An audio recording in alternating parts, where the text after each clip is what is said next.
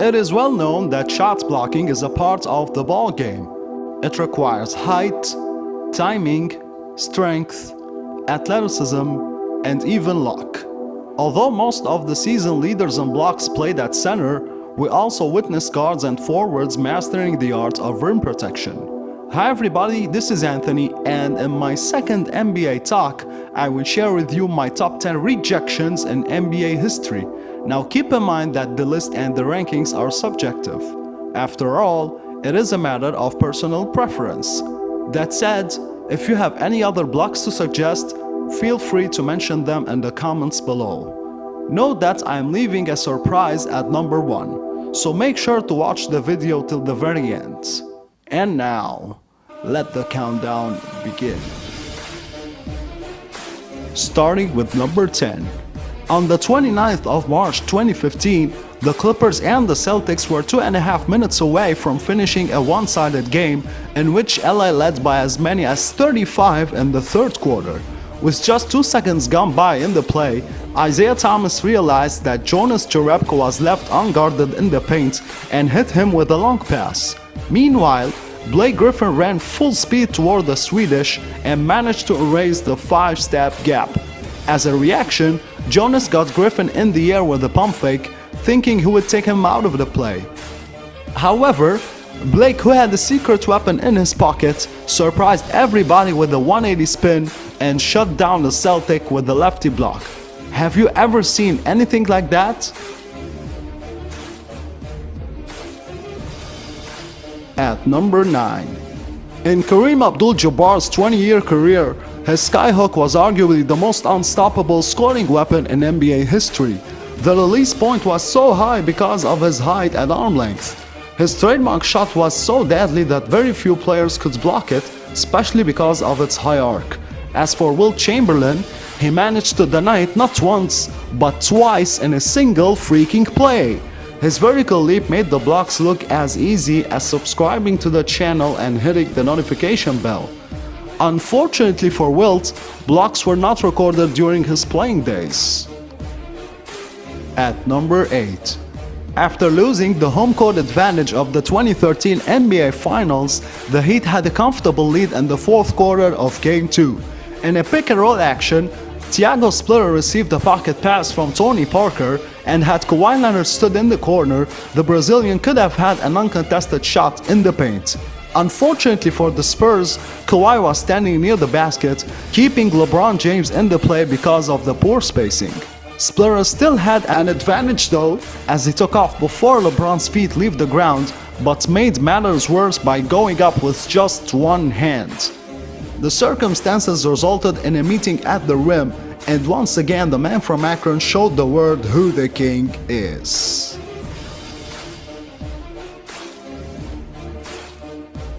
At number 7. In the 2007-08 season, Chris Paul and Tyson Chandler formed another worthy lob connection, teaming up for 106 alley-oop slam dunks. I repeat, 106. That was 60 more than the next best combination in the NBA. In a March game in Detroit, Chauncey Billups and Antonio McDyess trapped a side pick and roll by the lob guys.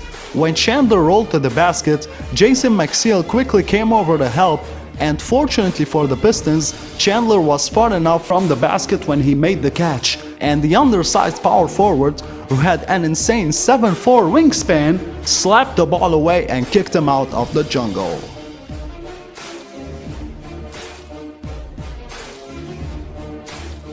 At number 6. In the 2019 NBA playoffs, Andre Iguodala was 35 years old already. However, in addition to his presence on defense, he displayed his age-defying athleticism, especially when catching lobs and dunking on the fast breaks. In Game 2 of the Western Conference Semis, Iggy surprised the Rockets with a quick give-and-go with Draymond Green. Meanwhile, Clint Capella was standing at the low post. Unfortunately for Golden State, the Swiss bag had a quick reaction and destroyed the veteran with a two-handed block of a volleyball player at the net. Let's move now to the top 5. On the 2nd of November 2004, the Nuggets faced the Lakers, who were playing their first NBA game after Shaq's departure to the Miami Heat. With about 6 minutes left in the fourth, Kobe Bryant grabbed the ball, moved it behind the back and lost it to Herb Boykins, who immediately passed it to Andre Miller. Let's pause the video a little bit. Look how far Kobe was here. He trailed Andre by 20 feet and looked like he was completely out of the play. At that moment, Kobe could have said to himself, "We're up 17 and I'm not even the closest defender, so why bother?" Meanwhile, Miller got the ball and decelerated, thinking he would score the easiest basket of his career, and surprise, it didn't happen. The Black Mamba went back full speed and used his left hand to punish him, swatting the ball away just before it hits the backboard.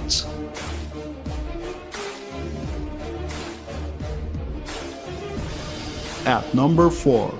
In the 2006 Eastern Conference Finals, Shaquille O'Neal was a win away from getting his revenge against the Pistons, who eliminated his teams in the last 2 years. In the third quarter of Game 5, after receiving a high-low pass from Udonis Haslem, Shaq shoved Rasheed Wallace out of his way, but no foul was called. On the other hand, the narrow space between the Heat bigs allowed Big Ben to stay one step away from the Diesel. Now remember, O'Neal is 4 inches taller and was much heavier than Wallace. And all of a sudden, the undrafted Afro smashes the 3-time Finals MVP to the ground as hard as you can smash the like button. The undersized center asserts dominance, coming from behind all ball. He would eventually win the jump ball as well.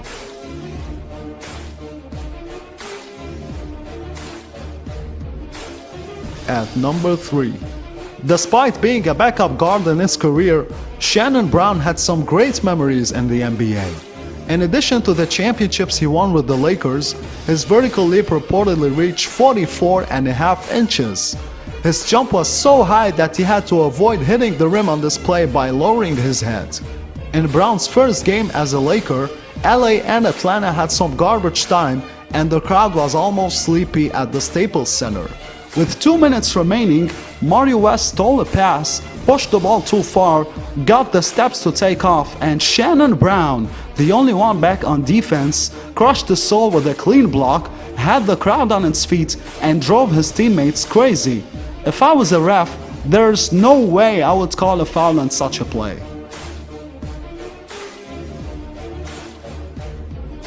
At number 2. In their first season under Rick Carlisle, the Pacers led the league with a franchise record of 61 wins, made the Eastern Conference Finals, and defeated the Detroit Pistons in Game 1. With half a minute left in Game 2, Chauncey Billups grabbed the offensive rebound, then lost the ball to Jamal Tinsley. Meanwhile, Reggie Miller was leading the race in the open court. If he scores, the Pistons will be pressured to score once again. Now look at the score here. It was extremely low after more than 47 minutes of play. Both teams shot below 40% from the field. That's why scoring on this fast break mattered a lot. In fact, almost everybody in this building thought that Reggie would lay the ball in. Almost, because Tayshaun had something else in mind. As he would admit later, he knew that Reggie didn't like to dunk the basketball. However, he still had 3 tasks to complete: closing the huge gap, blocking the shot, and avoiding any kinds of contact with Reggie. And yes, the miracle happened. Unfortunately for Prince, he was going so fast that he had to share his sweat with some fans. As for the Pistons, they would eventually win this game and with it, the home court advantage.